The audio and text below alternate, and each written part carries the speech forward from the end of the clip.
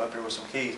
But we're going to be doing video visitation. No longer will the inmates be coming out of their cell blocks. The general public won't be the opportunity to bring contraband or anything like that. The neat thing for me is I have a heart for children. You know, you've got a 12, 13-year-old kid that wants to see their mom and dad. They're now going to be allowed to come in, and we'll be able to go in there and make that visitation via telephone and be able to see their loved one right there on a video screen and not compromise anything. They'll never be inside the cell walls. So we'll be able to, and we'll show you that as we go back there. That's going to be an added feature. There's going to be some logistics to being able to make sure that all that goes. But we've got someone planned to be able to do 40 hours of visitation now. We're only trying to cram it into 2 days, a Saturday and Sunday now. That's going to be a little more flexible for people to come in and come out in a nice, orderly manner. So logistics is probably the biggest thing, just getting it all down. And former Chief Roger Dill was in today. He came through and we gave him a little tour, you know. I have a lot of respect for him, and he was so excited talking to him just how much better it's going to be. We've got a terminal set up. You know, our biggest user other than the Sheriff's Department is Elizabethton City.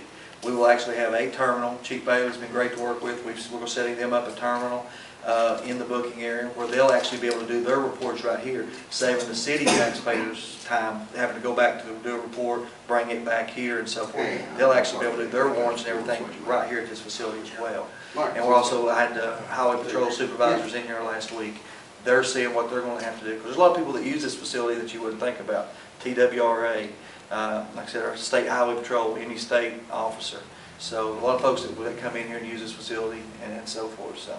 Should you have to be doing all these last minute things and making a brand new $20+ million building work? I would love to say no, Preston. I'd love to say that we didn't. It would be nice to be able to just walk in as a sheriff, you know. That's probably not what most sheriffs sign up to do. But unfortunately, it is a situation. We do have this building, and I think we need to make the best of it and make a building that the county's actually proud of, because it can be a great service. You know, I look at so many business folks that I've talked to that downtown, that it can, you know, if you're driving through and you see inmates in their striped uniforms walking in and out of those buildings, it kind of reflects negatively. Inside this building, you're not going to see that. From the rec yards that are upstairs, they're going to be doing their rec, you know, where the public won't see that. There won't be any movement outside them doing work outside the facility.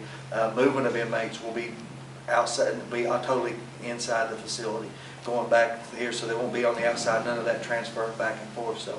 A lot of your fencing, the barbed wire, and all that stuff on the business side over here will actually be took down. The pods, the trailers will be moved out. So that's going to be a positive for the downtown business district. So I feel like from here on out it's pretty positive for everyone.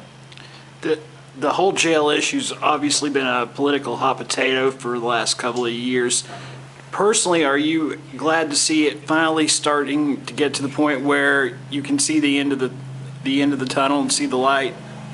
Yeah, of course, Jason. I mean, it's been a political. You know, a lot of people have given false information regarding the jail. This goes back for many years, long before I was even sheriff, that it was talked about. It was a problem. I'm just happy for the county that they're going to get behind this. And the one thing I know right now, as you guys well know, Sullivan County, Washington County, Greene County have all added on or built jails and stuff, and now here they are having to do it again. They've got looking at those issues that's facing and staring them down. I want to commend our commissioners at least for making a building big enough, because we're going to be able to, for a lot less, we've got open space. If you haven't seen it, I'll show it to you. The third, fourth, and fifth floor of this side to my left here is completely unoccupied. It's shelled in. So we've got the ability to come back and add 150 to 200 more beds with relative ease.